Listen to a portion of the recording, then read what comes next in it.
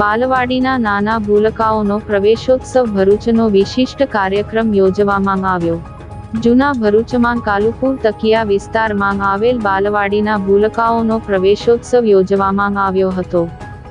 ભરૂચની સામાજિક સેવા કાર્યો કરતી the United Muslim association Bharuch દ્વારા શહેરના 10 આર્થિક નબળા વિસ્તારમાં છેલ્લા 25 વર્ષથી Munshi Manubarwala memorial charitable trust સંચાલિત ઇરફાન મુનશી શિશુ વિહાર બાલવાડીઓના 400થી પણ વધુ નાના ભૂલકાઓને ગુલાબ આપી પ્રેમપૂર્વક આવકાર આપવાનો વિશિષ્ટ કાર્યક્રમ યોજવામાં આવ્યો.